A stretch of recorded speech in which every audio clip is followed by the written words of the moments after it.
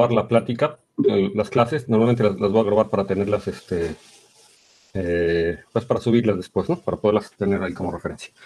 Entonces, déjenme hacer con mi micrófono también.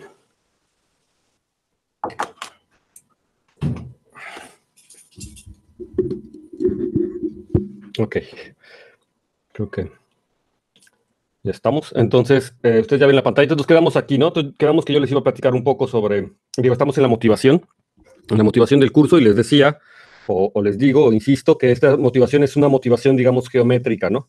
Que, digamos, estoy platicando desde la motivación que proviene de la geometría algebraica para estudiar teoría de representaciones de galopeádicas, y entonces la última vez vimos un montón de cosas de teoría de Hodge y digamos como que la analogía que se quería realizar en términos de la geometría algebraica. En particular hablamos de las comologías, ¿no? De lo que eran las comologías y la homología, y de estos invariantes algebraicos que yo le puedo asociar a mis objetos geométricos, a mis variedades algebraicas, que son unos invariantes globales, que lo que se pretende es que me den información global de la variedad, ¿no? A diferencia de lo que sucede, por ejemplo, con espacios tangentes. Y resulta que para variedades que no son definidas sobre los complejos, para variedades arbitrarias, tenemos un problema cuando tratamos de estudiar la cohomología, porque la topología de Zariski, ¿verdad? ¿Se acuerdan que la topología de Zariski no es tan bonita como la topología compleja, digamos, como la topología analítica de una variedad compleja? Y entonces, en ese caso, la información que yo puedo obtener de la cohomología de gavillas definidas, al menos, o la cohomología, digamos, de una variedad definida, al menos de la manera naif o de la manera análoga a los complejos, como se me ocurriría a los complejos, no me da la información. Y entonces, por ejemplo, si yo trato de hacer homología singular en una variedad algebraica sobre un campo arbitrario o sea, tiene una topología la variedad, ¿verdad? Tiene una topología de Zariski, por lo tanto, pues en principio podría hablar de simplejos y de caminos y de todo lo que yo quiera, ¿no? Tratar de definir el grupo fundamental de la forma usual, pero la información que yo obtengo de ellos no es buena, ¿verdad? Porque la topología de Zariski no es compatible, digamos, con la topología de los reales en cierto sentido, o por otro lado, pues en variedades irreducibles ustedes saben que todos los abiertos son densos, entonces ahí eso ya me genera un problema, ¿no? Cuando trato de estudiar. Entonces la cohomología así definida o la homología así definida no es lo más amable, o no puedo obtener la información que me gustaría. De hecho, en muchos casos es cero, ¿no? En variedades afines y cosas así. Entonces, no obtengo la información. Entonces, la idea de Grothendieck fue tomarse lo importante de una cohomología, ¿sí? Yo voy a agarrar lo importante de una cohomología, es decir, de una topología, mejor dicho, que de la cohomología. Voy a agarrarme lo importante de una topología para que yo pueda tener una buena teoría de cohomología, es decir, una buena teoría de gavillas que me permita dar una buena teoría de cohomología. Entonces, abstrae lo que es una topología, define lo que son estas topologías de Grothendieck, estos sitios de Grothendieck, y a partir de ahí empieza a definir nuevas teorías de gavillas o gavillas sobre esas topologías de Grothendieck, sobre esos sitios, y entonces puede definir lo que es, por ejemplo, la cohomología tal, ¿no? Y entonces habíamos visto que la cohomología tal era un buen análogo de lo que es la homología o la cohomología de Betti o la cohomología singular. En geometría algebraica, a la homología singular se le llama cohomología de Betti, ¿sí? Entonces, para hacer una diferencia. Y entonces, digamos que la cohomología tal en principio funciona muy bien. En particular, me da las buenas dimensiones, o sea, tiene los buenos números de Betti, y cuando hago un cambio de escalares, recupero la cohomología que debería de ser. Pero habíamos visto, o se los mencioné más bien, que la cohomología tal además tiene una estructura importante que es la acción del grupo de Galois. Sí se los mencioné, ¿verdad? Sí, los mencioné a ustedes, ¿verdad? Sí, sí lo vimos. Entonces, tiene la acción del grupo de Galois. Y entonces, la acción del grupo de Galois es una cosa muy importante, es una estructura muy rica, o sea, hace de la cohomología tal una representación del grupo de Galois. Y eso es, entonces de ahí que los ejemplos, ¿verdad? Los ejemplos principales que hay en la teoría periódica de Hodge o en la teoría de representaciones de grupos de Galois son estos grupos de cohomología, estos grupos de tales que vienen de la geometría. Y entonces la necesidad que tuvieron los matemáticos de tratar de entender estos grupos de cohomología es lo que desarrolló o lo que influenció, digamos, el estudio de estas representaciones de Galois y en particular las representaciones de Galois peádicas desde el punto de vista geométrico, digamos, que impulsó el desarrollo de este análogo a la teoría de Hodge, que se llama la teoría peádica de Hodge. Aquí la pregunta es, bueno, ¿por qué lo peádico, verdad? O sea, porque la situación podría ser, pues, en cualquier variedad algebraica, porque no es como un análogo con la cohomología tal de la teoría de Hodge. Bueno, sí se han hecho esfuerzos, ¿no? Se han tratado de hacer esfuerzos con la cohomología tal puramente, de encontrar como descomposiciones tipo Hodge, pero la realidad es que sí nos hace falta una característica como geométrica, ¿no? Lo que les platicaba también la vez pasada. La ventaja de los peádicos, de los números peádicos, es que son un campo topológico, pero de hecho más que eso es un campo topológico cuya topología proviene de una métrica, es un campo métrico, y esa métrica proviene de un valor absoluto, es decir, un campo evaluado, tengo un valor absoluto así como en los reales, como en los complejos, y ese valor absoluto pues determina muchas cosas. O sea, el hecho de que yo pueda medir distancias pues me hace pensar que puedo definir, digo, todas las cosas que puedo hacer no reales son las complejas, puedo definir bolitas, una noción de funciones analíticas, digamos, en un sentido, incluso en un sentido ingenuo, ¿verdad? Yo puedo definir lo que es una función analítica como una función que tiene una expresión en series de potencias y que localmente, o sea, con las propiedades que tenga que cumplir una función analítica, ¿no? O sea, localmente una serie de potencias, hablar de convergencia, etcétera, etcétera. Y por lo tanto, entonces podría definir variedades analíticas, ¿no?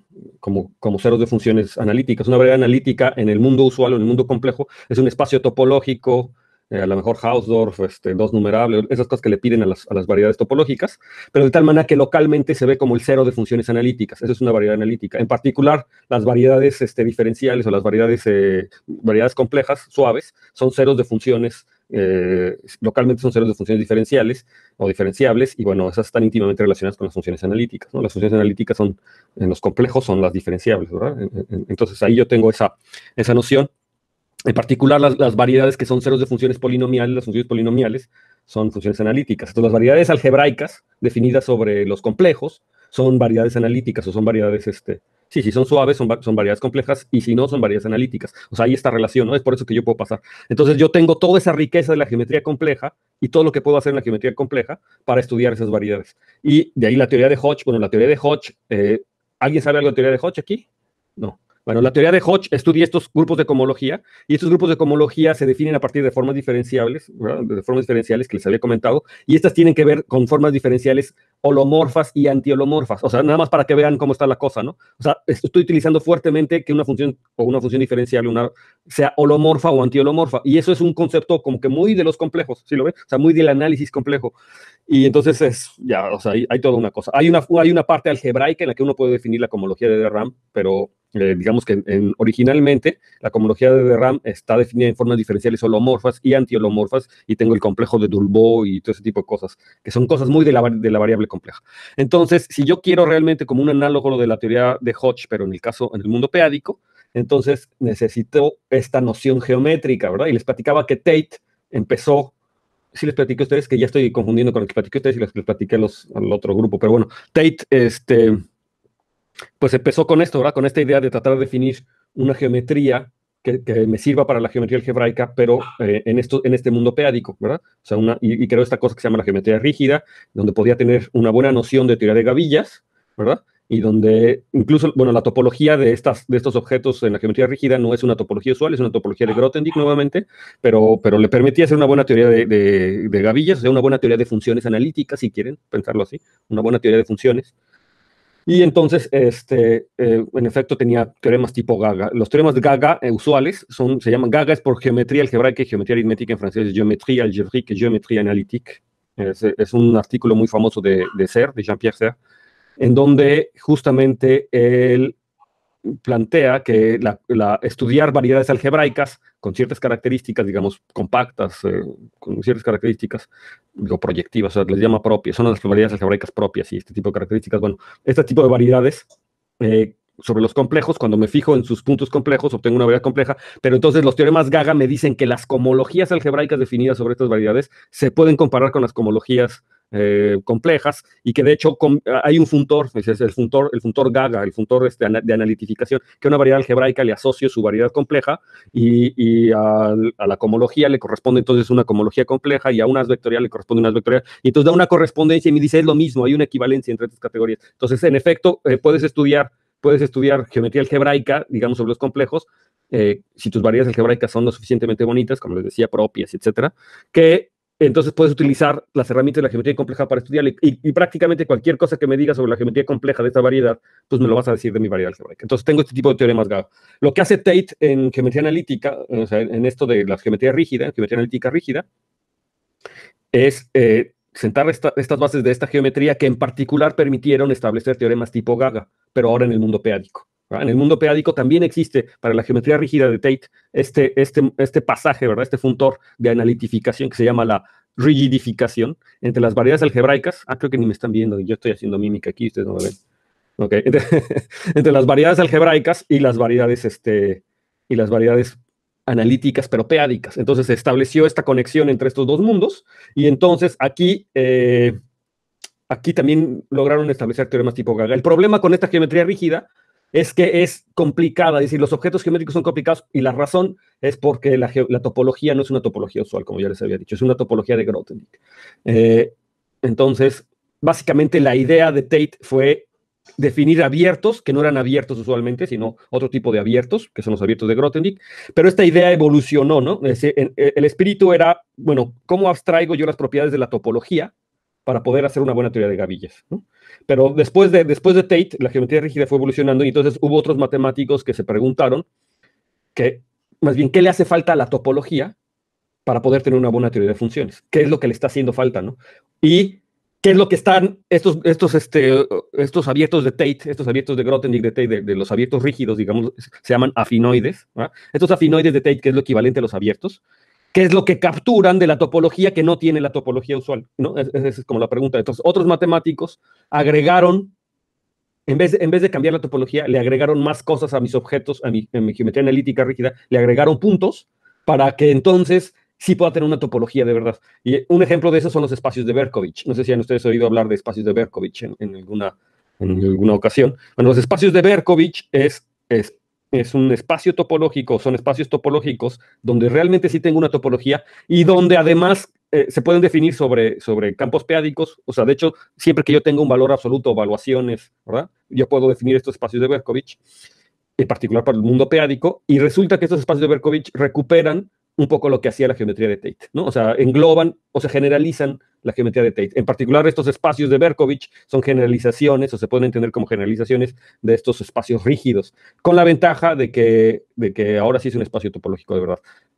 Y, bueno, todo tiene su costo, ¿no? Entonces también de repente se vuelve súper analítico, es decir, ya los espacios de Berkovich, si ustedes se dan una revisada al libro rojo de Berkovich, donde plantea todo este tipo de cosas, es análisis duro y puro, es análisis abstracto, ¿no? Y es muy interesante porque nuevamente se muestra como esta comunión de la que yo hablaba en la plática que di de divulgación, ¿no? en TV Ciencias, se da nuevamente como esta comunión entre el análisis y ahora, o sea, ahora resulta que el análisis fuerte, duro, es como que está íntimamente relacionado con la geometría. Bueno, en el caso complejo y en el caso real, pues era más o menos claro, ¿no? Que había el análisis y la geometría diferencial, pues es. Pero ahora con la geometría algebraica y con la teoría de números, pero no nada más la teoría de números analítica, que la que hace mucha gente, ¿no? En la facultad hay varios que hacen teoría de números analítica, y bueno, que estudian series L y funciones de números primos y las hacen analíticas. No, ahora es como análisis de Gelfand, análisis de operadores, ¿no? Análisis funcional. De repente está íntimamente relacionado con la teoría algebraica de números, con los números p-ádicos y con la geometría algebraica. Entonces hay una comunión ahí súper interesante con ese mundo, que son los espacios de Berkovich. Hace como un par de años yo di un curso así de posgrado de espacios de Berkovich en el CIMAT. A lo mejor en un momento me gustaría repetirlo también, y ahora que los hacen en línea, pues entonces a lo mejor también se puede abrir en la UNAM, ¿no? Entonces se podría hacer si hubiera algunos interesados. Pero ese es un mundo súper interesante que me lleva a los espacios de Uber y luego me lleva a los perfectorios, como ya les había dicho, que también son objetos en la aritmética y en la geometría aritmética súper, súper importantes. Pero bueno, todo eso ya me presenta el panorama y me presenta que en efecto, bueno, ¿qué tiene que ver la teoría p-ádica de Hodge? Pues tiene que ver que necesitaba yo una geometría analítica rígida o una geometría analítica que me permitiera establecer este puente, digamos, entre la geometría algebraica y la geometría analítica. En el mundo p-ádico se puede realizar y en particular uno puede estudiar a estas cohomologías, la cohomología tal, ¿verdad? Y las otras cohomologías que se definen, que son la cohomología rígida, la cohomología cristalina, la cohomología log cristalina, ¿no? Toda esta cohomología de Kato y un montón de cohomologías. Y entonces uno puede empezar a entender las relaciones entre las distintas cohomologías, entre los objetos, que eso es muy en el espíritu de la teoría de Hodge, ¿verdad? Tratar de entender cómo son estas cohomologías, cómo se descomponen, qué invariantes de la variedad me otorgan, ¿sí? Y sus estructuras algebraicas, qué información me dan. Es decir, si tengo filtraciones, si tengo descomposiciones en sumas directas, que es, por ejemplo, la descomposición de Hodge, es una descomposición en suma directa de una cohomología, y cuál es la información que me arrojan de eso de la cohomología. Estudiar cómo varían estas cohomologías en familias, ¿no? Si yo tengo una familia de variedades algebraicas, y entonces a cada una le puedo asociar una cohomología, entonces estudiar cómo varían esas, se llaman las variaciones de estructuras de Hodge. Eso en aritmética también se puede realizar, ¿no? Con algunas particularidades. No es una copia análoga. De hecho, era lo que les decía, ¿no? Una vez que nace el niño y el niño tú querías que se pareciera a la mamá y el papá, pero pues de repente empieza a tener vida propia, ¿no? Entonces el cuate pues ya crece y ya se va por otros caminos y pues ya no quiso estudiar lo que los papás querían y ya empezó a hacer otras cosas. Entonces ya empieza a tener vida propia. Entonces la teoría p-ádica de Hodge ya es un ente que no necesariamente copia, ¿verdad? Lo que hacían sus papás, ¿no? Que era la teoría de Hodge, o la geometría algebraica, o la geometría compleja, ¿no? Sino ya tiene una vida propia, entonces ya hay problemas propios, ya hay pues, responsabilidades que ha adquirido, ¿no? O sea, ya hay como ciertas características que son muy propias de él, de este tipo de geometría, y es un mundo. Y bueno, en particular también la teoría peádica de Hodge, pues trabaja con estas representaciones, y entonces las representaciones de Galois-peádicas se han también separado un poco de la geometría. Es decir, ahora uno también puede hacer teoría de representaciones de Galois-peádicas simplemente por el interés de hacer representaciones del grupo de Galois-peádicas, que eso tiene mucho interés, por otro lado, puramente del lado de teoría de números, es decir, olvidándonos un poco de la geometría, desde el punto de la teoría de números también tiene mucho interés. Y el interés aquí está en que bueno, los grupos de Galois absolutos de los racionales peádicos se pueden entender como los subgrupos de descomposición del grupo de Galois. No sé si ustedes han oído hablar de los grupos de descomposición del grupo de Galois. O sea, cuando yo tengo una acción de un grupo, eso estudia teoría algebraica de números, entonces por eso es probable que no lo hayan estudiado. Pero entonces, yo tengo un grupo y ustedes saben lo que es una acción de un grupo. Todo el mundo sabe eso, ¿no? Yo tengo un grupo, actúa sobre un conjunto, esto está bien. Entonces, en particular, los grupos de Galois actúan sobre los números primos, digamos, o sobre los ideales primos. O sea, yo tengo un campo numérico y tengo sus primos o su grupo de, ¿cómo se llama? Su grupo de enteros. Y entonces a partir de su grupo de enteros yo tengo lo análogo a los primos, que son los ideales primos, si quieren. Y entonces yo tengo ahí una acción del grupo de Galois, ¿no? Ahí actúa el grupo de Galois. Y entonces me puedo fijar en cómo es esa acción, y ustedes saben, para entender las acciones tengo que fijarme en los grupos, en los subgrupos, ay, se me están olvidando los nombres. Los subgrupos que dejan fijo algún elemento. ¿No? O sea, misotropía, no sé cómo se llaman. No sé, o sea, me fijo en el grupo, cómo actúa, y me tomo un elemento y me fijo en el subgrupo, ese grupo que me fija ese elemento. Esos son los grupos de descomposición en el caso de esto. Entonces, si yo me tomo un número primo o un lugar, lo que se llama un lugar en aritmética, que tiene que ver con estos ideales de este anillo, y me fijo en el grupo, en los elementos que me dejan fijos ese elemento, esos son los grupos de descomposición, ¿no? O sea, son subgrupos muy importantes del grupo de Galois. Y entonces resulta que esos subgrupos de descomposición son isomorfos a los grupos de Galois peádicos, o sea, los grupos de Galois absolutos de los números peádicos, ¿no? Se pueden entender como eso. Y entonces, déjenme ponerles aquí esto para que se los pueda platicar. Cuando vean la pantalla, me dicen. Ay, ahora ya no la veo, a ver. Ya no veo yo la pantalla aquí. A ver, por cerrarla. Ah, ya sé qué fue lo que pasó. Ahí está. Ahí deberían de ver una pantalla, un pizarrón, ¿verdad? Sí, ya. Ya lo veo. Entonces, lo que yo tengo normalmente es que yo aquí tengo los racionales, ¿verdad? Y los racionales, pues ustedes saben que se encajan de manera natural en la cerradura algebraica, ¿verdad? De los racionales. O sea, esta es la cerradura algebraica usual de los racionales. Entonces, no hay problema. Entonces, en particular, puedo calcular el grupo de Galois, GQ le voy a poner, o GQ, sí. Bueno, no voy a llevar nada más G para hacer una distinción importante. Es igual al grupo de Galois de la cerradura algebraica de los racionales sobre los racionales. Ese es el grupo de Galois absoluto, ¿verdad? De los racionales. Sí, ese es el grupo de Galois absoluto. Pero los racionales, como ya habíamos visto, no solamente se encajan en la cerradura algebraica de los racionales, sino también se pueden encajar en los números peádicos. ¿Sí? Y de hecho,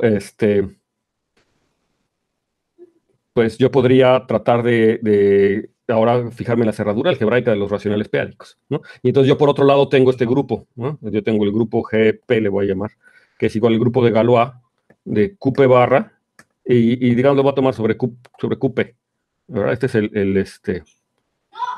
es el grupo de Galois absoluto de QP, ¿verdad? ¿Sí? Este grupo de Galois. Entonces hay una relación entre estos dos grupos, y la relación es esa que les digo. Este grupo que está aquí se puede entender como un subgrupo del grupo de Galois de los racionales, el grupo de Galois absoluto, y es el grupo de descomposición de este grupo, ¿no? O sea, es uno de los grupos de descomposición. Para cada primo tengo uno de estos. Entonces se puede entender como un subgrupo de aquí. La cosa es que entender este grupo, y si ustedes se acuerdan de su curso de teoría de Galois, la cosa es que si ustedes nada más tomaron el curso de teoría de Galois de licenciatura, lo más seguro es que solamente hayan estudiado teoría de Galois para extensiones finitas. Rara vez estudian teoría de Galois para extensiones infinitas. Esta es una extensión infinita, ¿no? La cerradura algebraica de los racionales. Y entonces tratar de entender este grupo de Galois es un poco más complicado, de hecho, bastante más complicado. Los matemáticos han tratado de entender este grupo por años y es súper complicado porque tiene muchísimos elementos. El grupo de Galois de la cerradura algebraica de los racionales sobre los racionales es un grupo muy grande y no se ha entendido bien. Entonces, una forma de tratarlo de entender es a través de sus representaciones, ¿no? Como ya les había dicho. Entonces, una idea es tratar de tener las representaciones de este grupo, y eso es lo que hace la gente cuando estudia representaciones de Galois. Cuando dicen, yo voy a estudiar representaciones de Galois, tratan de estudiar estas representaciones que están aquí.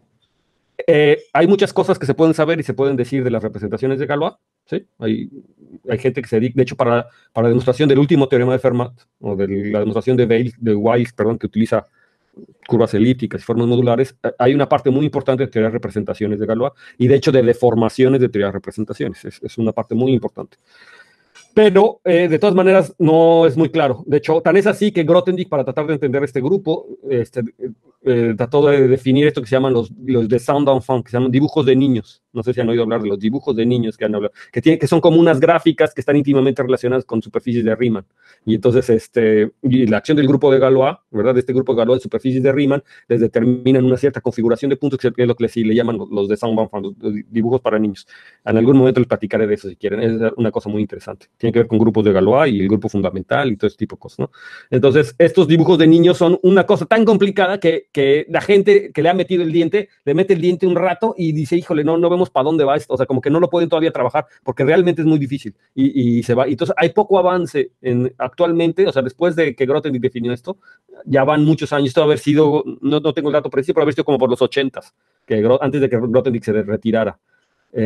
Que empezaron a trabajar con esto de los dibujos de niños, y del 1980 para acá no ha habido realmente un avance importante, pero como que se ve que hay mucho potencial. El problema por el que no hay un avance importante no es porque se haya demostrado que no sirve, sino porque Grothendieck se adelantó muchos años. O sea, iba muy arriba de lo que los matemáticos todavía estamos en posibilidad de hacer ahora, ¿no? Entonces, bueno, la gente se ha ido metiendo y ha habido avances, pero todavía se ve lejos, pero se ve que sí es fructífero, es decir, se ve que hay mucho, ¿no? Que podría dar en sí de mucho. La cosa es que a la fecha, entender este tipo de cosas es muy complicado, ¿no?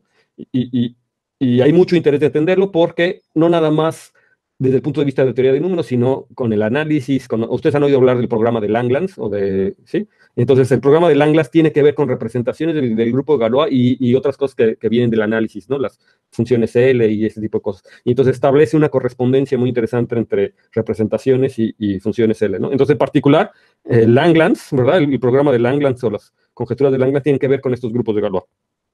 Bueno, y otra estrategia desde el punto de vista de la teoría de números sería, bueno, en vez de estudiar las representaciones de ese grupo o tratar de entender ese grupo en sí, ¿por qué no tratas de entender sus subgrupos? ¿Verdad? Una vez que yo entienda, la idea es como que si tú entiendes a sus subgrupos, pues vas a tener una muy buena idea de quién es su grupo. Entonces, cuando me tomo los subgrupos finitos, pues está muy entendido. Esa es la teoría de Galois clásica y son representaciones de grupos finitos de Galois, y eso es relativamente fácil, ¿no? O sea, digamos que se puede entender de alguna manera más sencilla, porque son grupos finitos. La teoría de representación de grupos finitos está muy, muy bien estudiada, muy entendida. Entonces, ¿cuál sería el siguiente paso? Bueno, pues tómate subgrupos que sean importantes, por ejemplo, los de descomposición, ¿no? Entonces, si ahora tratas de entender el grupo de Galois de las redobles algebraicos racionales sobre Q, pero ahora a través de sus subgrupos de descomposición, pues estarías tratando de entender el grupo de Galois de los peádicos, el grupo de Galois absoluto peádico, ¿sí? Y entonces ahí esa es una motivación como desde el punto de vista de la teoría de números. Y para entender estos grupos, que también son muy complicados, pues, ¿cómo los entiendes? Vía sus representaciones. Entonces hay que estudiar las representaciones de este grupo de Galois. Esa sería como la motivación de teoría de números, ¿sí? Que también son grupos complicados, pero en principio un poco más manejables, ¿no? La teoría de representación. Son tan manejables que hay muchos ejemplos, o bueno, eso no quiere decir que sean tan manejables, pero son tan, o sea, se antojan tanto trabajarlos, o se antojan que me puedan brindar mucha información o propiedades, porque además aparecen muchos ejemplos de ellos en la geometría, ¿no? Y entonces eso invita a querer pensar que si yo quiero entender estos grupos, y quiero entenderlo a través de sus representaciones, y tengo muchos ejemplos de representaciones que vienen de geometría, eso quiere decir que además le puedo meter el diente por el lado de la geometría para entender estos grupos, ¿no? O sea, si yo fuera alguien que trabaja únicamente en teoría de números, más bien pensaría así, ¿no? La ventaja de que tenga muchos ejemplos de representaciones que vienen de la geometría es que para entender estos grupos le puedo clavar el diente a través de la geometría, ¿no? Entonces, esa sería como la filosofía de esta situación. Y entonces, ¿qué es lo que, a fin de cuentas, lo que nosotros vamos a estudiar son este tipo de representaciones del grupo de Galois absoluto peádico? Este grupo es un grupo profinito, todo eso lo vamos a ver en este curso. Es un grupo topológico, por lo tanto es un grupo topológico. Entonces, además, las representaciones que yo voy a estar estudiando van a ser representaciones continuas, ¿no? O sea, voy a aprovecharme de la que tengo una topología y que puedo definir la noción de continuidad. Y de eso se trata el curso, o sea, de estudiar este tipo de representaciones, ¿no? De encajarle el diente a esta parte. Y lo único que yo les decía es que, bueno, necesitamos conocer a los p-ádicos al menos pues de pasadita, ¿no? Es decir, uno podría dar un curso de análisis p-ádico antes de este curso, como para que estemos bien familiarizados, o de teoría algebraica de números, donde además estudien evaluaciones y números p-ádicos, como para poder entrarle a este curso, ¿no? Digamos, con conocimiento pues, amplio sobre los números p-ádicos. Pero como este ya no es el caso, digamos, este curso ya es un curso de representaciones de grafo p-ádica, entonces simplemente pues vamos a hablar de los p-ádicos, pero como de una forma muy general, ¿no? Y entonces a lo mejor nos vamos a tener que creer algunas cosas de los p-ádicos, porque si no, sería un curso de análisis p-ádico, ¿no? Entonces, lo primero que me gustaría hacer es todavía estoy en la motivación, ¿no? Pero para que entendamos la motivación, que son las diapositivas que tengo atrás, necesito que entendamos, que todo el mundo sepamos qué onda con los p-ádicos, en particular qué onda con esto de los valores absolutos p-ádicos, ¿no? Entonces les decía, a ver, entonces déjenme ponerle aquí los p-ádicos. Vamos a hablar de los p-ádicos. Entonces, lo primero que tenemos que hacer es fijar un número primo.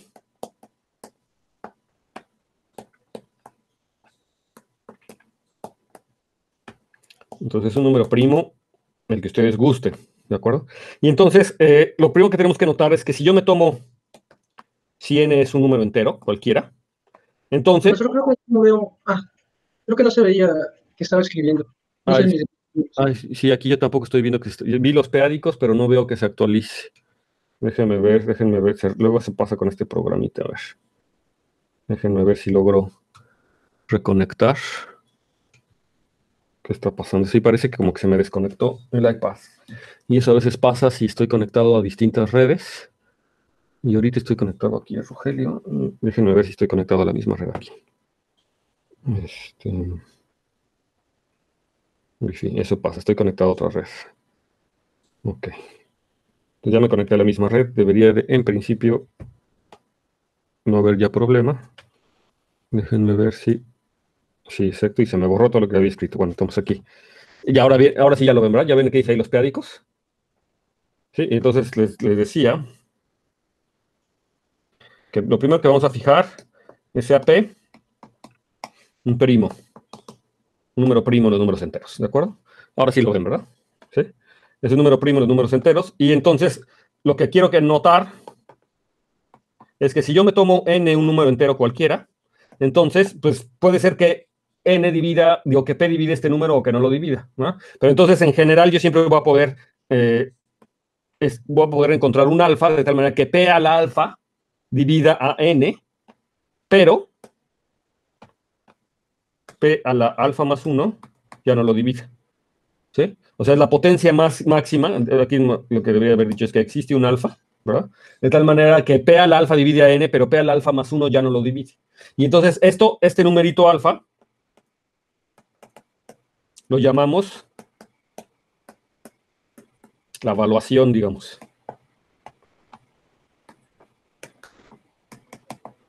P-ádica o de n, ¿verdad? Y entonces lo vamos a denotar así, o sea, este alfa es la evaluación p-ádica de este número n, ¿sí? Entonces es la potencia más grande de p, el alfa es la potencia más grande de p que divide a ese número. Si no lo divide, entonces este numerito va a ser 0, ¿verdad? Y entonces eso, vemos que entonces este bp, en realidad lo que me está definiendo es como una función, ¿verdad? Este numerito es una función que va de los enteros, pues en principio a los enteros, ¿verdad? ¿Sí? Porque los alfas siempre van a ser enteros, y a cada número me le va a asociar la potencia. El único problema aquí que tengo posiblemente los enteros es cuando n, aquí no lo dije, ¿verdad? Pero ¿qué pasa si n es 0?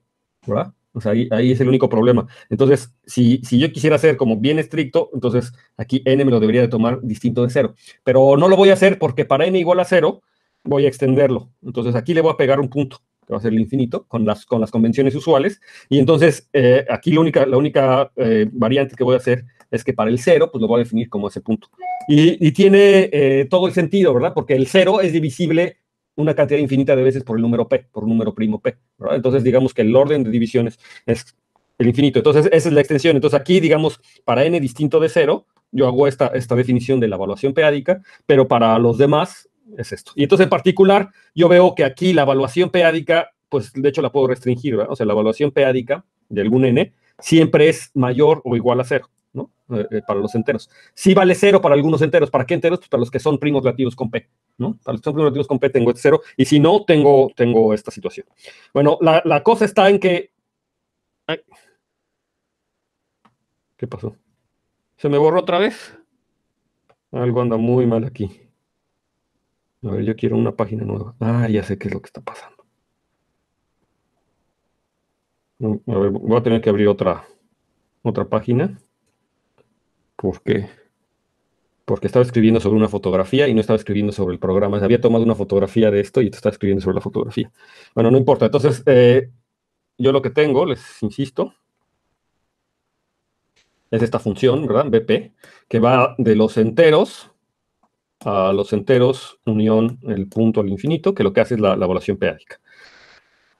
¿Cómo qué propiedades son las primeras propiedades que yo logro ver que tiene esta? De hecho, estas propiedades son las que hacen que sea una evaluación, ¿no? Entonces, bueno, la primera evaluación es que, la primera propiedad es que en el 0, pues esto vale infinito, como yo les había dicho, ¿no? ¿Sí? Que la evaluación del producto, si yo me tomo dos números nm con n y m distintos de 0, ¿esto quién será? Pues esto, de hecho, incluso aunque valga 0, con las convenciones usuales del infinito, se sigue cumpliendo esto, ¿no? ¿Sí? Que es una suma. Entonces, fíjense, si se fijan, funciona un poco como un logaritmo, ¿no? O sea, que la suma es esto. Y además tengo otra propiedad, que si yo tengo la suma, entonces, ¿quién será? ¿O cómo puedo describir, ¿no? ¿Quién es el valor absoluto? ¿De quién es la evaluación periódica de n más m? Entonces yo digo que El el mínimo. mínimo, pero de hecho ni siquiera es el mínimo. Yo digo que es mayor o igual que el mínimo, ¿no?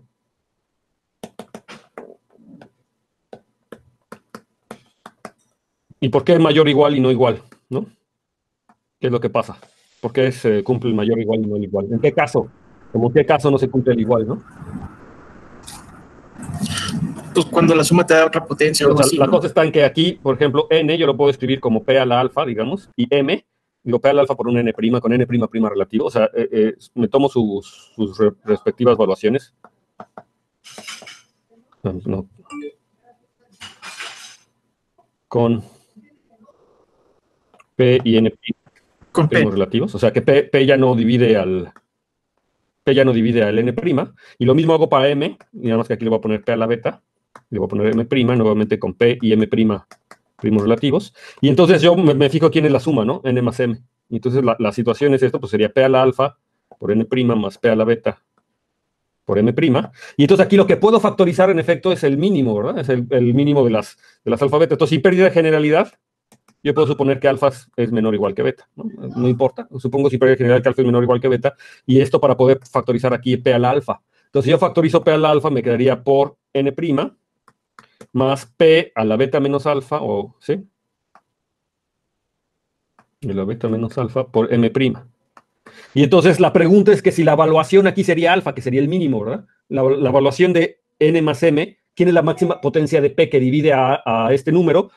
Pues yo no sé, digo, o sea, en principio sé que cuando menos es alfa, ¿verdad? Porque p al alfa divide a ese, pero nada me dice que p, o sea, bien podría ser que p divide esta parte, ¿verdad? Entonces, si p divide esta parte, o sea, lo único que puedo decir es que es esto, ¿verdad? O sea, lo único que puedo decir hasta ahora es que la evaluación pues, es más grande que el mínimo, en este caso sería más grande que alfa. Porque yo sé, segurito alfa lo divide, pero podría ser que una potencia más grande lo divide. Y de hecho, ustedes pueden encontrar un ejemplo explícito en que se dé la desigualdad estricta, ¿verdad? No es difícil. Lo único que hay que construirse aquí unos numeritos que siga siendo múltiplo de P, ¿no? ¿Sí? En particular, n' no puede ser múltiplo de P, pero cuando le sumo una cosa acá, sí me va a quedar algo que sea múltiplo de P. Entonces, los invito a que piensen en ese ejemplo. Entonces, yo tengo esta propiedad, y estas propiedades, este conjunto de propiedades es lo que básicamente definen una evaluación de rango 1 se llama, porque sus valores están en los reales, adentro de los reales. Bien, esto es una propiedad muy importante, que ¿qué es lo que me está midiendo la evaluación? Insisto, me está midiendo como cuántas veces un primo divide a un número, ¿no? La evaluación me está diciendo cuántas veces un primo divide a un número, un primo en específico. Ahora, me gustaría extender esto a los números racionales, a todos los números racionales. Entonces yo lo puedo hacer también para los números racionales. Entonces voy a extender esta definición a los racionales y lo voy a hacer así. Entonces voy a definir BP, pero ahora de los números racionales, y aquí también voy a tener que extender un poquito, entonces lo voy a tomar a los reales, a todos los números reales y le voy a pegar aquí el punto al infinito también para que pueda definirlo en el cero. Se supone que lo que quiero es que me extienda, ¿verdad? Lo que sucede ya en los naturales. Entonces, en particular, los naturales debería ser lo mismo. Entonces, aquí en particular, el cero, pues tiene que ir al infinito, ¿no? O sea, la evaluación del cero es el infinito. Y ahora la cosa es cómo lo defino para algún otro racional. Entonces, vamos a tomarnos si R en 3 está contenido en los racionales, ¿sí? Entonces ya es un número racional. Entonces, ¿cómo yo podría definir la evaluación p-ádica para que me suceda este tipo de cosas, ¿va? Para que me extienda? Entonces yo voy a definir la evaluación p-ádica de R en 13, pues lo voy a definir como la evaluación p-ádica de R menos la evaluación p-ádica de S. Y de hecho, insisto que esto se debería comportar como el logaritmo, ¿eh? Es como un logaritmo, entonces pues debería cumplir esta situación. Y entonces, en otras palabras, lo que estoy haciendo es que si yo tengo a R en 13, entonces este R lo puedo escribir como P a la alfa por un R', ¿verdad? Con la misma suposición de hace rato, es decir, R' ya no es divisible por P. Y S igual, ¿verdad? Ese lo puedo escribir como un P a la beta. Ay, me chocan las notificaciones. Estoy escribiendo en una tablet, me sale una notificación y le aprieto ahí por error porque estoy escribiendo y ¡pam! Que me cambia la pantalla. Entonces tengo que regresar a donde estoy con ustedes ya. Entonces estoy aquí. Estoy aquí. Estaba aquí, ¿verdad? Aquí estoy. Ok, entonces aquí lo escribo como P a la beta por el S' nuevamente con R y R' primos relativos con S. Y entonces ustedes ven que esto lo puedo reescribir como P a la alfa menos beta, ¿sí? Por R' sobre S'.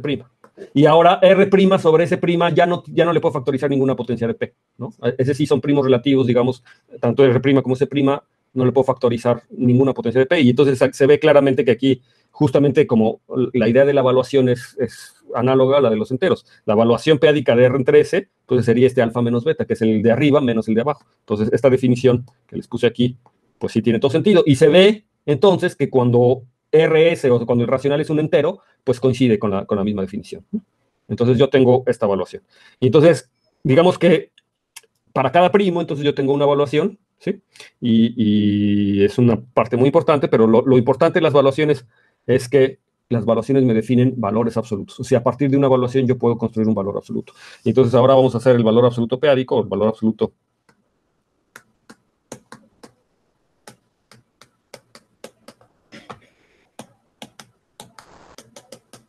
Entonces, el valor absoluto p-ádico, entonces ahora voy a definir una función.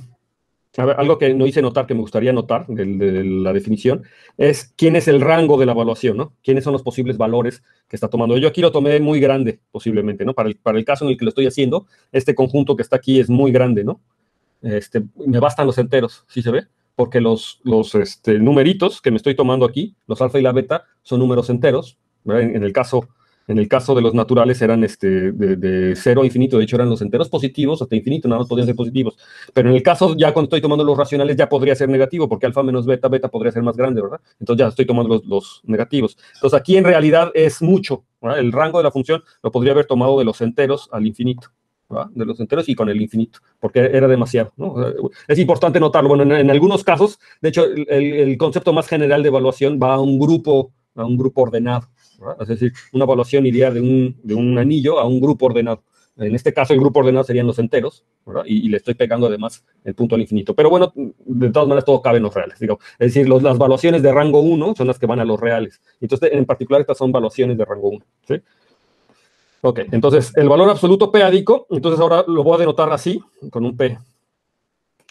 Entonces, va a ser una función que va a ir de los racionales, pues, a los reales, ¿sí? Ahora sí a los reales. Y de hecho, pues, estrictamente, como todo valor absoluto, va a ir a los reales mayores iguales que 0, ¿de acuerdo? ¿Y cómo voy a definir este valor absoluto? Entonces, si x es un número racional, entonces yo voy a definir el valor absoluto p-ádico de x, lo voy a definir como P a la menos la evaluación p-ádica de x. ¿Sí? Justo así lo define. Entonces, si se fijan, es un P. La elección de este P es un poco arbitraria, ¿verdad? En realidad podría haberme tomado cualquier entero positivo, y entonces yo podría haber definido este valor absoluto, pero este es, digamos, la normalizada. ¿Sí? Este cumple la propiedad de que en P cuánto vale, ¿no?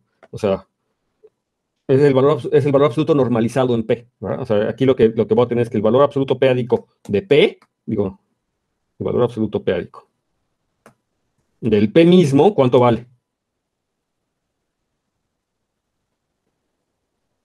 Entonces, primero que me tenía que preguntar es 1 sobre P, ¿no? Exactamente. Entonces vale aquí 1 sobre P. Esa es la noción, ¿no? Entonces este valor absoluto p-ádico es esto. Entonces, ¿qué propiedades tiene? Insisto que este valor absoluto lo podría haber definido para cualquier constante positiva, mayor que 1, de hecho. O sea, si me tomo un valor, en vez de P me tomo C mayor que 1, lo podría haber definido. De hecho, así es que yo tengo un montón de valores absolutos. Para cada, en vez de P, tómense un número C mayor que 1, y entonces tengo un montón de valores absolutos. Y entonces aquí la pregunta es si son distintos. Claramente son distintos en el sentido que me dan valores absolutos. O sea, si yo evalúo P o si evalúo un número en ese valor absoluto, pues obtengo un valor distinto. Entonces son distintos en eso. Pero como valores absolutos, la topología que van a determinar va a ser la misma, van a ser equivalentes. Eso es lo que se llama que sean equivalentes como valores absolutos. Entonces, por eso nos tomamos uno particular. Entonces aquí, pues la elección canónica, digamos, no es canónica en el sentido categórico, pero sí es canónica en el sentido de la más natural, o sea, ¿cuál sería la elección más natural de esa constante si estoy definiendo el valor absoluto p-ádico? Pues que tenga que ver con el número primo P, de alguna manera se acuerda de quién es el número primo con el que estoy definiendo ese valor absoluto. Entonces, no hay una razón de peso real para escoger ese P, es decir, no hay una razón natural en el sentido categórico para poder decir que esa es la elección natural, simplemente es una convención que nos recuerda quién es el número P y que para algunas situaciones se utiliza, ¿no? Pero no hay nada que, o sea, si siempre lo puedo cambiar y hay una equivalencia que me permite pasar de un lado a otro, ¿no? Pero bueno, cuando estudian espacios de Berkovich, por ejemplo, no se hace esta distinción y se estudian todos esos valores absolutos a la vez, y esto me determina una topología en lo que se llama el árbol de Berkovich asociado a los enteros. Pero bueno, en fin. ¿Cuáles son las propiedades? Bueno, pues en efecto, las propiedades es que es un valor absoluto. Entonces, el valor absoluto p-ádico de 0, pues aquí es 0, ¿verdad? Nuevamente estaría utilizando la convención usual de la evaluación en el infinito, ¿verdad? P a la menos infinito, ¿verdad? Que sería el caso. Esto sería P a la menos infinito si quieren. Y entonces P a la menos infinito lo defino como 0 si es necesario. O si utilizo la convención usual del infinito, pues esto lo que me estaría quedando es que el valor absoluto de esto es 0. ¿Qué otra propiedad debe cumplir? Pues si yo tomo el producto, me da el producto de los valores absolutos, ¿no? Es decir, es un valor absoluto multiplicativo, ¿verdad? Es multiplicativo, lo cual es una propiedad que me gustaría que se cumpliera para los valores absolutos. Y la otra propiedad muy importante, bueno, aquí es, de hecho es no degenerada también, eso lo debería de poner incluso antes.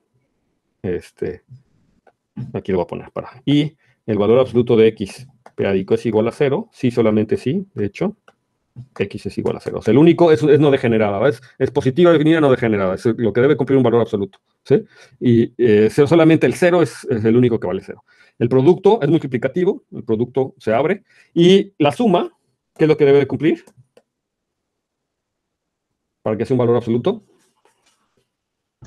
No, desigualdad del triángulo. Pero, de hecho, esto satisface una desigualdad más fuerte de la desigualdad del triángulo, que se llama la desigualdad fuerte del triángulo, y que esto es menor o igual que el máximo entre el valor absoluto p-ádico de x y el valor absoluto p-ádico de y. Entonces, esta se llama la desigualdad fuerte. Y por supuesto, la desigualdad fuerte implica la desigualdad del triángulo, ¿verdad? Entonces, el valor absoluto de x más el valor absoluto de y. Entonces, en particular, o sea, es algo más que un valor absoluto, ¿verdad? O sea, porque cumple la desigualdad del triángulo, pero cumple una cosa más, ¿verdad? Cumple esta desigualdad fuerte del triángulo. Y entonces esto se llama, esta es la propiedad ultramétrica, ¿verdad? O la desigualdad fuerte del triángulo o la propiedad ultramétrica del valor absoluto. Y entonces esto hace que el valor absoluto p-ádico, lo voy a poner como una nota, este valor absoluto p-ádico es un valor absoluto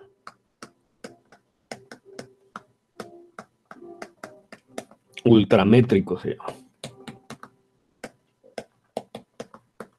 Ok, y la propiedad de ser ultramétrico es justamente esta propiedad, ¿no? O sea, que cumple la desigualdad fuerte del triángulo, ¿de acuerdo? Entonces, si cumple esta desigualdad, es un valor absoluto ultramétrico, o no arquimediano también le llaman ultramétrico.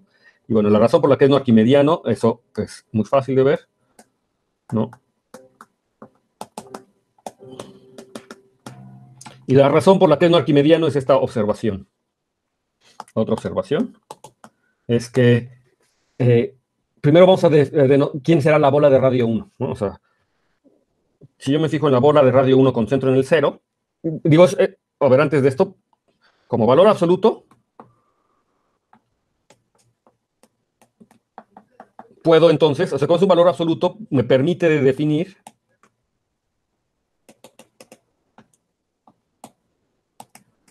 una distancia, ¿no?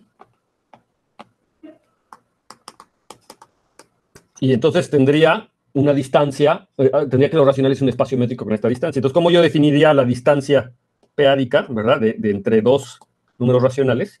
Pues la distancia p-ádica entre dos números racionales, pues es como se hacen, como siempre, ¿verdad? Sería el valor absoluto de la diferencia, ¿sí? Y entonces, ustedes pueden ver que cumple todas las propiedades de una distancia. De hecho, es lo mismo que en los números reales, ¿verdad? Es exactamente lo mismo. Entonces, una distancia. Entonces, una vez que yo tengo distancias, entonces yo puedo hablar de bolas, ¿verdad? ¿Sí? Entonces yo puedo hablar de bolas. Entonces, una de las primeras cosas sería, ¿quién sería la bola de radio 1 con centro en el origen? Pues sería el conjunto de todos los números racionales, de tal manera que su valor absoluto, ¿verdad? Su valor absoluto p-ádico sea menor, si me tomo la bola estricta, ¿verdad? Sea menor que 1. Entonces, este por definición es una cota, ¿verdad? Es decir, un conjunto que quede aquí adentro, pues estaría acotado, ¿verdad? O sea, sería una cota. Las bolas me sirven para acotar, digamos, ¿no? Cuando estoy moviéndome en radios. Pues lo que creen, ¿no? ¿Qué es lo que creen? La primera como observación que lo que quería hacer es que los enteros, pues están acotados. Los enteros quedan totalmente adentro de ahí. Y entonces eso ve que entonces por eso es que se llama que es no arquimediana, ¿verdad? Porque la propiedad arquimediana de los números enteros con el valor absoluto p-ádico es justamente que el valor absoluto, o sea, que siempre hay enteros de valor absoluto cada vez más grande, ¿sí? Que cada vez, o sea, que los enteros son no acotados respecto al valor absoluto usual, arquimediano. Y aquí lo primero que estoy viendo es que para los p-ádicos, para este valor absoluto p-ádico, los enteros están acotados, ¿sí? ¿Ve? Entonces, es muy fácil ver que los enteros están acotados, ¿verdad? ¿Por qué? Pues porque si yo me tomo n en los enteros, entonces, la evaluación p-ádica, ¿verdad? De n, habíamos visto que era mayor o igual que 0. Y eso implica que entonces p a la menos la evaluación p-ádica, pues es menor o igual que 1. De hecho, entonces aquí necesitaría la bola cerrada, digamos, para que me dé, para que entonces, de todas maneras está acotado, ¿no? O sea, no importa. Le voy a poner aquí la barrita, que no es cerrada, ahorita van a ver que no es cerrada, pero bueno, yo quiero que la evaluación p-ádica sea menor o igual que 1. De hecho, sí podría valer 1, ¿no? O sea, p, por ejemplo, o sea, sí puede valer 1 para los que no son divisibles por p, ¿verdad? Para todos los enteros que no son divisibles por p, la evaluación es 0, y entonces p a la menos 0 es 1. Y entonces sí podría valer 1. Entonces los enteros, de hecho, están adentro de toda esta bola. Y entonces eso ya se ve que los enteros están acotados, ¿no? O sea que, sin embargo, no es cierto que los racionales estén acotados, ¿no? Los racionales sí podrían tomar valores también muy grandes, ¿no? O sea, tómense 1 entre p a la 2874, pues eso les va a dar p a la 2874, es un número muy, muy grande. ¿Sí? Y entonces, otra particularidad aquí es que números cercanos, o sea, números que tienen valor absoluto muy cercano, o números muy pequeños, por ejemplo, el valor absoluto, por ejemplo, de 125, el valor absoluto sin cabo de 125, sin k-ádico de 125, es, pues como 125 es una potencia de 5, ¿verdad? Sí, ¿verdad? 125 es 5 al cubo, ¿sí? Y entonces esto me va a dar 1 a la 125, que es un número muy cercano al 0, ¿sí se ve? Ese es un número bastante pequeño. Entonces, fíjense que números que son muy divisibles por el primo, muy grande, o sea, una potencia muy grande del primo, números que son muy altamente divisibles por el primo, tienen valor absoluto muy pequeño. O sea, mi noción, a ver, y sin embargo, no sé, tómense un número, no sé, cualquiera, no sé, incluso 3, ¿no? Si me tomo el valor absoluto de 3 de 5, ¿quién es? Es 1, ¿verdad? Porque es primo relativo con esto. Entonces, fíjense cómo el valor absoluto de 125 sin k-ádico es más chiquito que el valor absoluto de 3, cuando en el caso usual, pues pareciera completamente distinto. Eso hace que nuestra intuición se empiece a romper un poquito, ¿no? O sea, la intuición de los números p-ádicos empieza a modificarse, pero es un valor absoluto y es una distancia no trivial, y me define una métrica y me define cosas muy particulares. De hecho, una consecuencia de la desigualdad del triángulo fuerte la podría yo expresar como un teorema, que a lo mejor ya han oído hablar, si han oído hablar de los p-ádicos, seguro han oído hablar de esto, y es que todo triángulo es isósceles.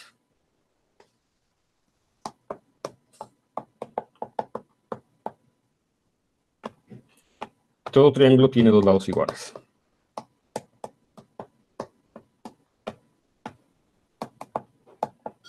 Es decir, con lados iguales quiero decir o sea, con magnitudes iguales, ¿no? O sea, lo que eso quiere decir. Y entonces esto es un ejercicio, a ver, tengo que probarlo. Todo triángulo, o sea, aquí sí se entiende, ¿verdad? Me tomo 3 números p-ádicos, o sea, 3 números racionales, y calculo las distancias respectivas entre esos números racionales. Entonces hay 2 distancias que miden lo mismo. ¿sí? De hecho, generalmente yo lo podría decir, eh, lo voy a decir aquí cuando mencioné esta cosa, que se da la igualdad se da si el valor absoluto de X y el valor absoluto de Y son distintos. ¿No? Sí, o sea, una pregunta natural es, bueno, ya vimos que suele suceder que yo tenga la desigualdad estricta, ¿verdad? Pero una pregunta es, ¿cuándo se va a dar la igualdad? Entonces, la igualdad se va a dar si el valor absoluto de X es distinto al valor absoluto de Y. La única posibilidad cuando se tenga una cosa que sea estrictamente menor es cuando los valores absolutos sean iguales, ¿no? Para la suma. Pero si el valor absoluto de X es distinto al valor absoluto de Y, entonces se da la igualdad, ¿verdad? O sea, decir, aquí lo voy a poner. Aquí lo voy a poner así. Si el valor absoluto p-ádico de X es distinto al valor absoluto p-ádico de Y, entonces tengo la igualdad. O sea, entonces se da la igualdad aquí, ¿de acuerdo? ¿Sí se entiende? ¿Se entiende la nota? Entonces, eso también para que lo verifiquen, ¿no? Lo hagan como ejercicio. Se den cuenta que en efecto eso pasa. Y entonces esto justamente se puede traducir, ¿verdad? Si ustedes demuestran esa propiedad, entonces ya no les va a costar ningún trabajo demostrar que cualesquiera dos triángulos, digo que cualquier triángulo tiene dos lados iguales, necesariamente, ¿no? Eso lo van sí, háganlo y se van a dar cuenta de eso. Entonces, hay otras propiedades muy interesantes de esto que hacen que la topología justamente de los racionales con este valor absoluto sea rarísima. Y es, por ejemplo, que si B y D son dos bolas, y aquí dos bolas pueden ser las abiertas o las cerradas, o sea, menores o iguales, no importa cómo la tomen. Entonces,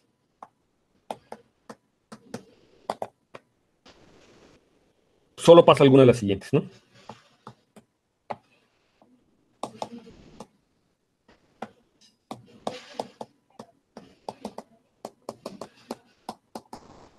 Solamente pasa alguna de las siguientes. Entonces, la primera es que B esté adentro de D, ¿no? O equivalente de esté adentro de B, ¿no? O sea, alguna de estas. Pasa alguna. O una está dentro de la otra, ¿sí? Una está dentro de la otra. Y dos, B, intersección D, es igual al vacío. O sea, ¿sí ven? Lo que le estoy diciendo es que si me tomo dos bolas distintas, o no se cortan, o una está dentro de la otra. ¿Sí ven? O no se cortan o una está dentro de la otra. Entonces ya se ve aquí que la geometría en estos espacios es muy distinta a la usual, ¿no? O no se cortan o están dentro de la otra. Entonces esa es una propiedad. En otras palabras, que si tengo dos bolas que se cortan, entonces quiere decir que una está dentro de la otra. Entonces en realidad era así la situación. ¿Sí? O sea, si dos bolas se cortan, entonces una estaba dentro de la otra. Eso es lo que le estoy diciendo. ¿Sí? Y bueno, esa es una de las propiedades. Otra propiedad, déjenme ponerle otro puntito aquí, es que si A está en la bola de radio R con centro en X, ¿sí? O sea, me tomo un punto en la bola de radio R con centro en X, sin ya no tengo espacio aquí, pues lo voy a poner aquí, lo voy a repetir. Entonces, si A está contenido en la bola de radio en R con centro en X, entonces, ¿qué creen? Pues que me puedo fijar en la bola de radio R con centro en A, ¿no? ¿Y qué creen? Pues que es igualita. Que cualquier punto dentro de la bola es el centro de la bola. ¿Sí? ¿Se ven? Es otra propiedad así súper interesante. O sea, que no tiene un centro fijo. Cualquier punto de la bola es el centro.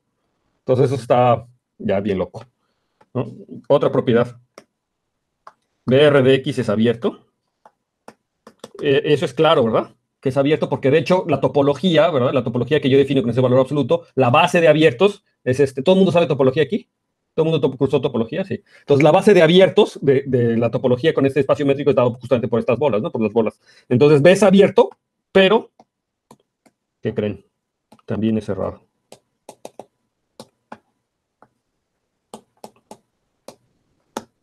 O sea, ¿qué creen? Las bolas abiertas también son cerradas. Entonces, eso hace que mi espacio sea totalmente disconexo. Esa es una de las caracterizaciones de espacio totalmente disconexo. Y eso quiere decir que la componente conexa de cada punto es el punto mismo. Eso es algo que ustedes pueden demostrar una vez que saben que todo abierto es cerrado. Entonces, que toda bola abierta es cerrada. Entonces, eso quiere decir que la componente conexa de cada punto, por una caracterización de los conexos, ¿verdad? Es este punto. Y ahora la bola de R con barrita, recuerden que la barrita era cuando tomaba el menor o igual, ¿verdad? El menor o igual que R, sí, se lo voy a definir. Esta cosa es el conjunto de las X, tal manera que el valor absoluto, no de las X, no porque X se llama. El valor absoluto de las Y es tal que la distancia p-ádica, ¿verdad? De X a Y es menor o igual que R. Bueno, este conjunto, ¿qué creen? Pues que es cerrado, como era de suponerse, pero también es abierto.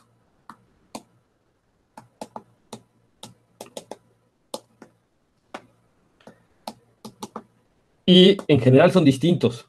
O sea, el de arriba está dentro del de abajo y no son iguales, ¿verdad? Porque hay puntos, digo, habrá razón, habrá algunos R's en los que sean iguales. Pero si R está en el grupo de evaluación o está en la imagen de los valores que toman los valores absolutos, son distintos.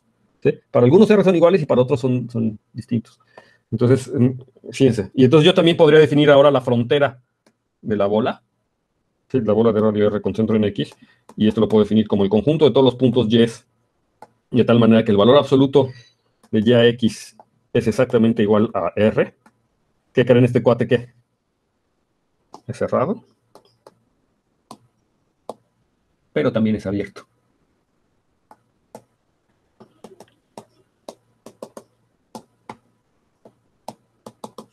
Y estos conjuntos en general son distintos. Entonces, no sé cómo se pueden imaginar ustedes esto, pero la frontera, o lo que usualmente, no es la frontera. En particular estamos viendo que este delta que denoté no es la frontera, ¿verdad? Porque si la bola abierta es cerrada, entonces la frontera queda ahí adentro, ¿verdad? Entonces, no es la frontera, es una cosa que le llamamos la frontera por costumbre, digamos, por lo usual en los reales, pero no es la frontera topológica. O sea, este circulito, el circulito, no es la frontera de la bola abierta, ¿ven? Ni de la bola cerrada. De la bola cerrada, o sea, sí se ven, porque es. Entonces, es gordo, ¿verdad? La frontera, el anillito el circulito es gordo porque es abierto. Entonces, se cumplen todas estas propiedades rarísimas que hace que la topología, bueno, justamente aquí la nota, ¿verdad? O la observación, es Q con este valor absoluto p-ádico, ¿verdad? O con su métrica, es un espacio métrico. O sea, aquí estoy haciendo un abuso de notación, ¿no? Es un espacio métrico, le voy a decir, pero se entiende que con la métrica inducida por el valor absoluto, ¿verdad? Totalmente desconexo, se llama.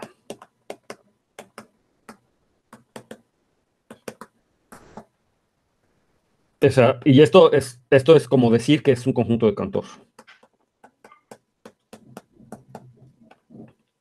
Tipo Cantor, si quieren ponernos. O Cantor, no sé cómo. Tipo Cantor, ¿no? No Cantor. Es un conjunto tipo Cantor. Es decir, es un polvo, ¿verdad? Es un tipo, una cosa totalmente desconexa. ¿Sí? Ok, esas son algunas propiedades. Y ahora otras propiedades es que Q, no es, con este valor absoluto, no es completo.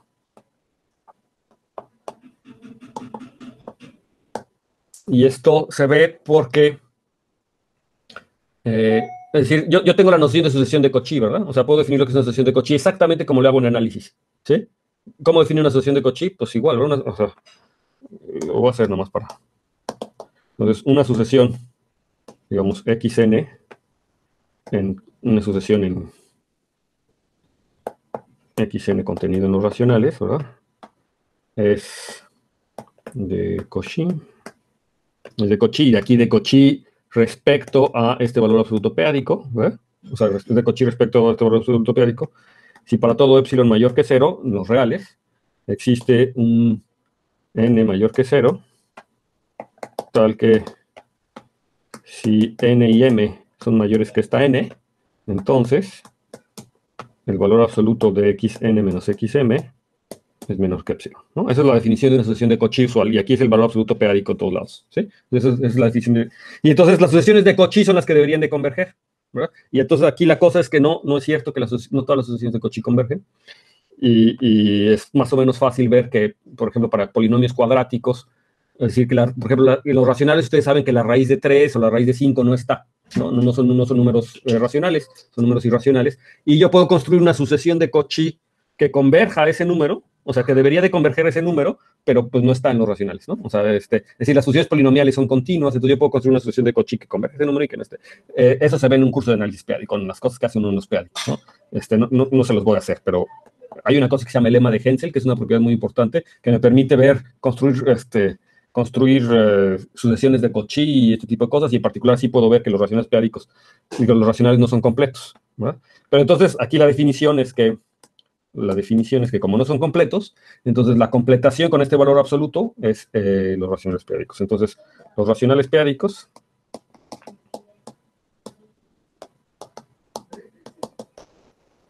es pues la completación Y eh, si quieren le pongo aquí el P, digamos, para hacer referencia a que estoy completando con respecto a este valor absoluto, pero en general le ponemos así, ¿no? Es la completación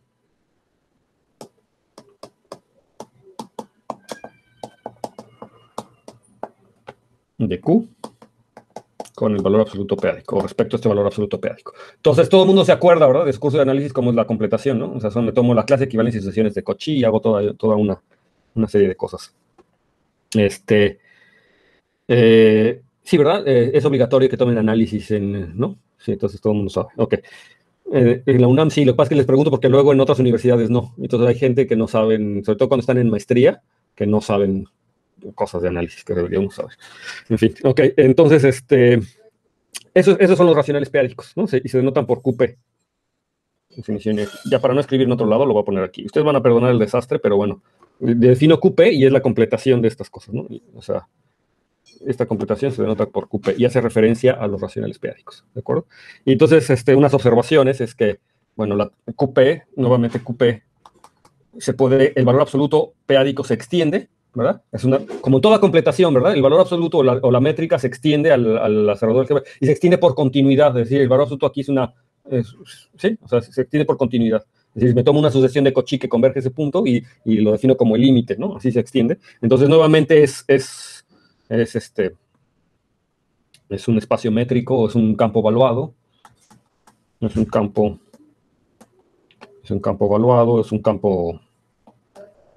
Se llama campo evaluado, pero porque de hecho también tengo el valor absoluto de la evaluación, o sea, puedo definir la evaluación en este campo, pero bueno, no importa. Es un campo evaluado o con un valor absoluto, no arquimediano también. O ultramétrico, ¿verdad? Y en particular también puedo ver bueno, ahora es completo porque la completación siempre es completa, ¿verdad? La completación es completa, entonces es completo. Lo ponemos aquí completo. ¿Y qué más puedo decir? Totalmente disconexo, sigue siendo totalmente disconexo.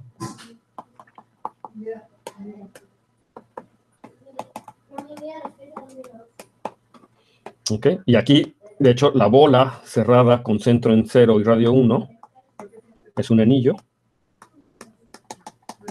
Se puede demostrar que la bola cerrada con centro en 0 es un anillo. Así como en los racionales, yo obtenía que los enteros estaban ahí, pero de hecho, no se los dije, pero la bola de radio 1, de radio menor o igual que 1, o sea, son exactamente los enteros en los racionales. No nada más que los enteros están ahí, sino cualquier racional que tenga evaluación menor o igual que 1 es un número entero, ¿sí o no? Entonces, se ve más o menos fácil, ¿no? Porque es P a la menos esa cosa, y si esa cosa es menor o igual que 1, es porque... no es cierto. No son, sí, no, hay racionales que tienen evaluación menor o igual que 1 y que no son. Sí, es Z, P. Es una cosa, de hecho, no es cierto, ¿eh? No son los enteros. Los enteros están ahí adentro, hay unos más grandes. Pero de todas maneras sí es un anillo. Se llama, es la localización, de hecho, de los enteros. Si ustedes han estudiado álgebra conmutativa, es la localización de los enteros en el primo P. Entonces, ZP, ese sí. De hecho, ustedes pueden ver que la localización de los enteros en el primo P, ¿sí saben de álgebra conmutativa todos? Sí. La localización de los enteros en el primo P es un subconjunto de los racionales, ¿verdad? ¿Sí? Y entonces ustedes ven que todos esos cuates tienen valor absoluto menor o igual que 1. De hecho, ese conjunto es exactamente la bola de radio 1, es la localización. Entonces, la bola de radio 1 con centro 0 es un anillo, y que se denota, es un anillo que denotamos así.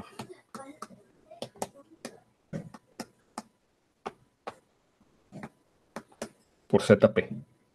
Y se llama los enteros p-ádicos.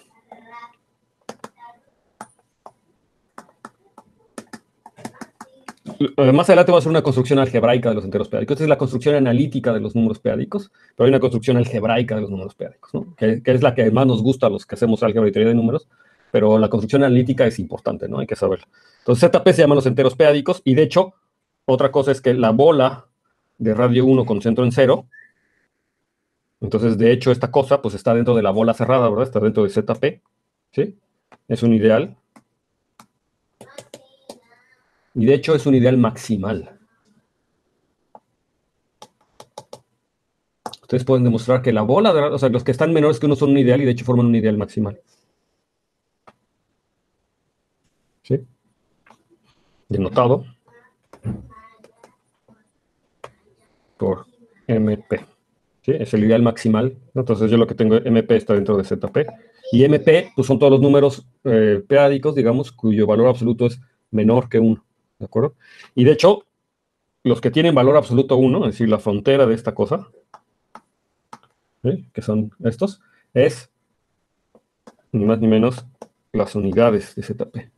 O sea, son los elementos que son invertibles en este anillo. ¿De acuerdo? Son las unidades. Más aún, tengo otra cosa. Bueno, ZP es un dominio entero.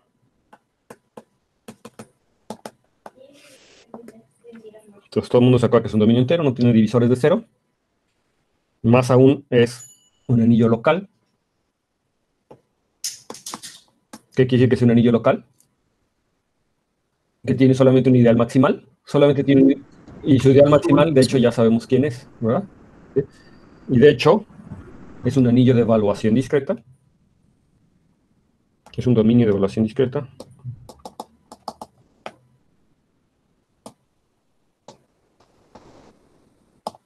De hecho, esta es una caracterización básicamente, ¿verdad? Y bueno, en términos de definición, ¿qué quiere decir que es un anillo de evaluación discreta? Que tiene una evaluación y que el grupo de evaluación, es decir, las imágenes de la evaluación es un grupo discreto. Si ya vieron quiénes las imágenes de la evaluación de los enteros p-ádicos, van a ser los enteros. Los enteros unidos en el infinito, si quieren, y ese es un grupo discreto, ¿de acuerdo? Entonces, un grupo de evaluación discreta es un local.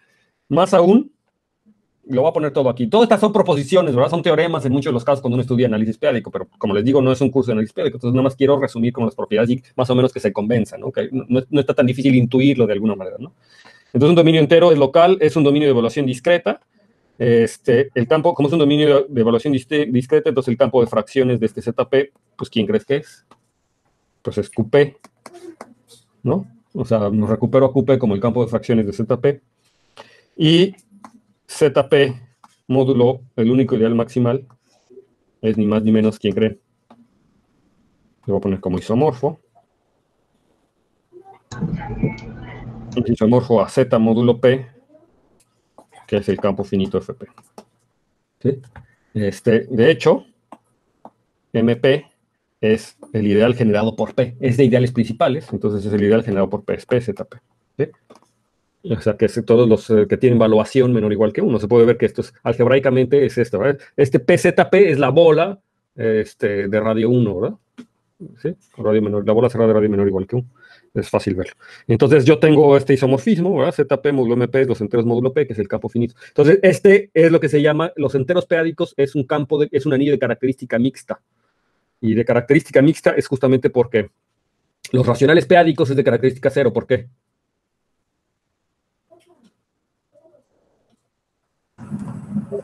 Contiene Q, ¿no? Contiene los racionales, es de característica 0, pero sin embargo su campo de fracciones, que es ¿sí? Su campo de funciones son los racionales, pero su campo de cocientes, su campo de, ¿cómo se llama? Su campo de cocientes. Residuos, ¿no? El campo de cocientes es los racionales, ¿verdad? Su localización en 0, son los racionales p-ádicos. Se llama el campo de fracciones, ¿verdad? ¿Cómo le llaman? Sí, el campo de fracciones. El campo de fracciones son los racionales p-ádicos, pero su campo de residuos, que es el otro, el cociente, es un campo finito de característica P. Entonces, este anillo es de característica mixta, ¿no? No siempre hay anillos de evaluación o anillos que son de característica 0, todos, o de característica P, nada más, ¿no? Este tipo de anillos que son de característica mixta son muy importantes en aritmética, muy, muy importantes, ¿no?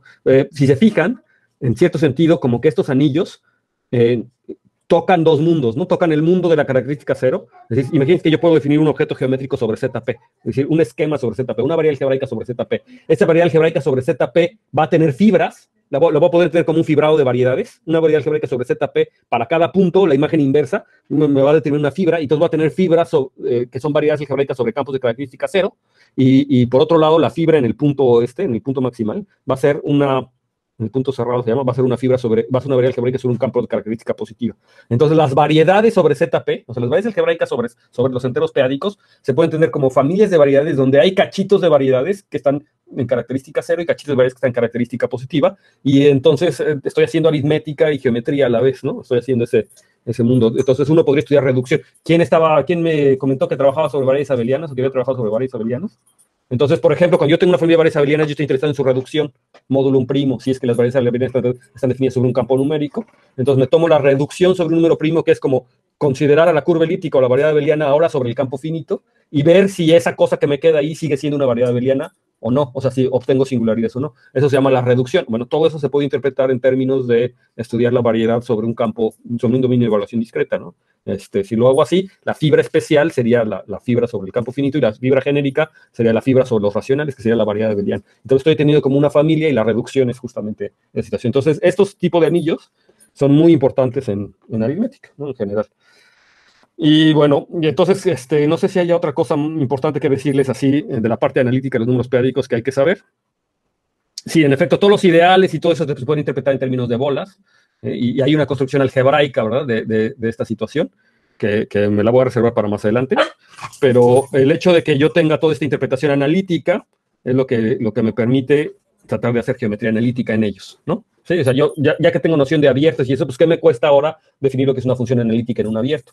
Nada. ¿Qué me cuesta ahora definir espacios topológicos que localmente se vean como bolas? Pues tampoco nada, ¿no? ¿O qué me cuesta tomar estas bolas y tratarlas de pegar en las intersecciones y generar una variedad, un espacio topológico? No. Entonces, esa es la idea de la geometría analítica ahora, ya que tengo esta situación. Pero como les platico, esa geometría analítica se estudia. De hecho, no sé si han oído hablar de la función z de Igusa y hay gente que estudia estas cosas teóricas así, tal cual. Wilson, Zúñiga, son matemáticos de Investav, Edwin, que está en el CIMAT, ¿cómo se llama? El CIMAT Zacatecas. Él estudia estas cosas, ¿no? Como en este tipo de geometría, ¿no? Funciones que dependen con estas cosas analíticas aquí.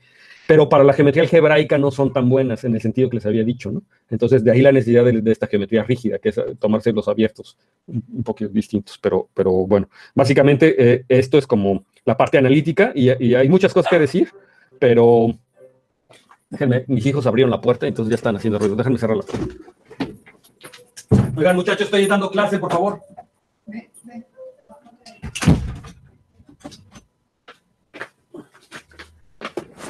Perdón, ya.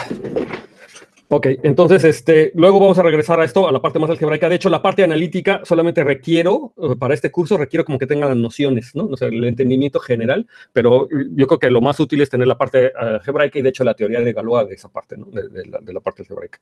Entonces, déjenme regresar a lo que estábamos aquí, que era, les platicaba un poco los números periódicos. ¿Qué hora es?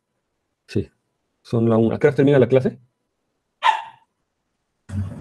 A la 1, creo. Sí, a la 1. Sí, a la 1. Bueno, ya no pude decirles de esto. Bueno, lo bueno es que les platiqué los periódicos, que era algo importante que recordaran, ¿ya habían visto algo de los periódicos? Algo ya les había preguntado, ¿no? Algo ya habían visto, ¿no? Pero de repente estas cosas Sí. No, las pasa uno rápido, ¿no? Bueno, como ejercicio, traten de convencerse de estas cosas que les dije, en particular de la geometría, ¿no? Porque lo que es un bonito ejercicio ver que todos los triángulos son isósceles, por ejemplo, y ver esta propiedad de las bolas que una está dentro de la otra, y traten de imaginarse cómo se verían, ¿no?, los periódicos, ¿no? ¿Sí? Hay cosas muy sorprendentes, por ejemplo, la sucesión en los números dosádicos, o sea, 1 más 2 más 4 más 8, o sea, la suma de las potencias de 2 es convergente, ¿no? Y converge aquí en creen a -1. O sea, 1 más 2 más 4 más... Esas sucesiones, esa serie me determina una sucesión de Cauchy, o sea, las sumas parciales es una sucesión de Cauchy, y es una sucesión de Cauchy que converge. ¿Y a quién converge? A -1. O sea, es el inverso. Y de hecho, las computadoras utilizan eso para sumar los números negativos. En una computadora yo tengo bits, ¿no? Y entonces, cuando estoy haciendo sumas, el -1 en realidad se toman el 1, 1, 1, 1 hasta que la memoria les alcanza, ¿no? O sea, lo llenan de 1 y lo suman eso, entonces les da negativo. O sea, entonces, es una cosa que se utiliza. Y ya no les voy a platicar ahorita, pero hay un final de la historia del ajedrez que la puede uno solucionar con este problema de los números periódicos. Ya se pueden imaginar, ¿no? ¿Se acuerdan de la historia del ajedrez, no? Que en el primer cuadradito le ponían un grano de arroz, en el segundo 2 granos de arroz, en el tercero 4, ¿sí lo conocen? Esa historia del ajedrez. Y entonces al final tenían 2 a la 64 granitos de arroz, que era un montón, ¿no? Y entonces ya para no hacer la cuenta larga, es que el rey al que le presentaron el juego se enojó mucho y entonces contrató y le llamó al matemático de la corte, y el matemático de la corte le resolvió el problema. Y dice, no vas a tener que dar nada, dice, te van a tener que dar arroz a ti. ¿Y cómo? Le dice, bueno, proponle que en vez de darle esos granos de arroz, para un cuadrado, para un tablero de 8 por 8, se lo das para un tablero de infinito por infinito, ¿no? Un tablero enorme. Y entonces, ¿cuántos granos de arroz le tenías que dar? Pues 1, más 2, más 4, más 2, y así hasta el infinito. Y luego le echas la cuenta de esa suma, cuánto vale, y sopas te da -1. Entonces, cállate con el grano de arroz y me quedo con tu tablero de ajedrez, ¿no? A ver si la próxima vez les platico eso rápido. Es cualquier cosa, ¿no? Es un jueguito. Pero bueno, está interesante. Ese es genial. Bueno, entonces nos vemos el martes de la próxima semana. Ok. Vale, gracias, profesor. Sí, sí. Profesor, hay gente que estudia, por ejemplo, tenemos estos espacios métricos, ¿no? Que definió el valor absoluto. Aquí mediano, sí. ¿Hay gente que estudia gavillas en esos espacios métricos? Sí, sí, pero lo que pasa es que te digo que así tal cual como son las gavillas, como la topología es totalmente desconexa, entonces las gavillas no son para nada interesantes, porque en particular la condición de pegado de gavillas, hay muchas funciones, es decir, hay muchísimas funciones continuas. Entonces, la condición de pegado de gavillas, por ejemplo, yo podría definir la noción de función analítica en el sentido naif y tratar de definir la gavilla de funciones analíticas. Y entonces sí lo puedo hacer, como las funciones que localmente tienen una expansión en series de potencias, perfectamente lo puedo hacer. Pero ahora la pregunta es si yo tengo teoremas como los de los complejos, como el teorema de la identidad, ¿no? O sea, que dos funciones analíticas que coinciden en abierto son iguales, ¿no? Esa es una cosa muy fuerte de las funciones analíticas. Sin embargo, aquí tengo tantas funciones que puedo construir funciones que no pase eso, ¿no? O sea, que sean completamente distintas y que coincidan en un abierto. Y porque es muy fácil que coincidan en un abierto porque la topología es totalmente desconexa. Es muy fácil, ¿no? Hay muchos puntos. No están como que así, ¿no? Como concéntricas. Exacto. Entonces ahí, o sea, sí, yo puedo definir la noción de gavilla perfectamente y trabajarla, pero ¿me dicen algo esas gavillas?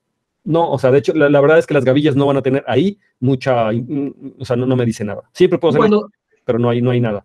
Cuando das el brinco de esos a los peádicos ya, seguimos teniendo esa cosa de concéntrico, esa propiedad. Sí, lo que digo es totalmente desconexo. Qp es totalmente desconexo. Y una de las caracterizaciones de totalmente desconexo son ese tipo de cosas, ¿no? Que las bolitas, si viene de un espacio métrico, que las bolitas no se intersectan. O sea, o una está dentro de la otra, o no se cortan, ¿no?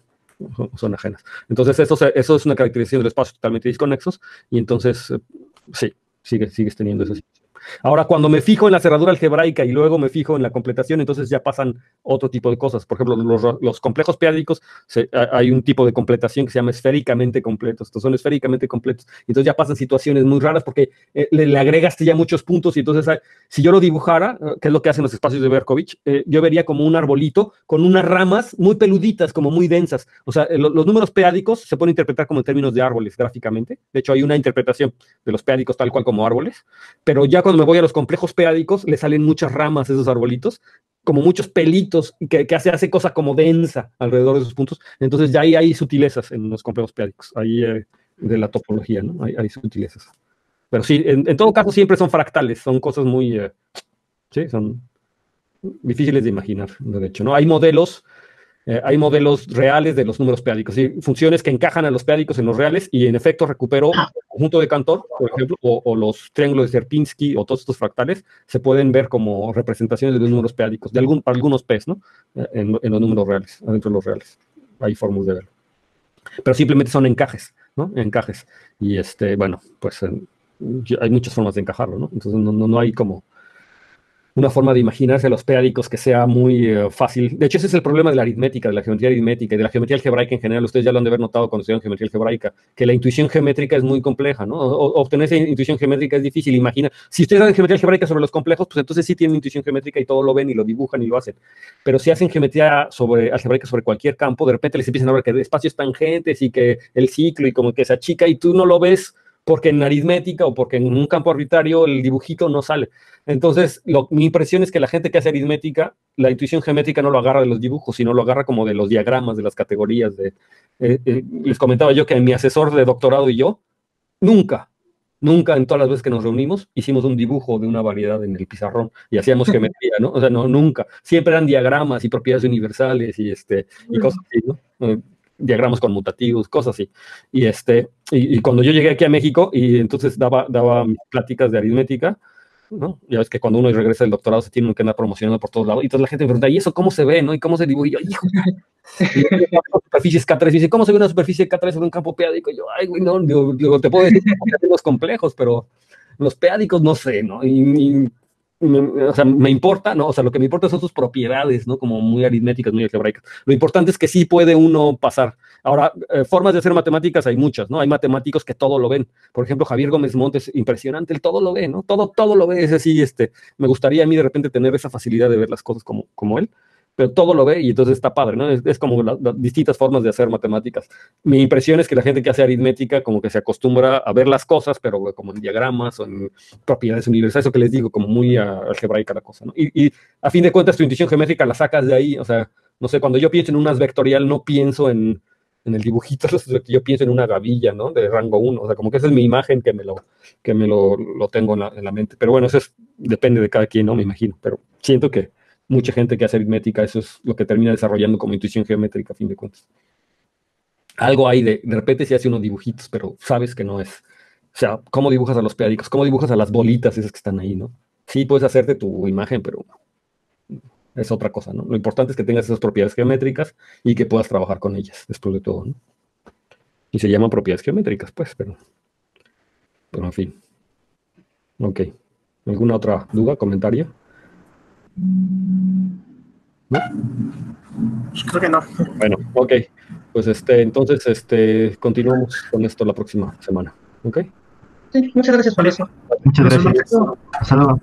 Bye.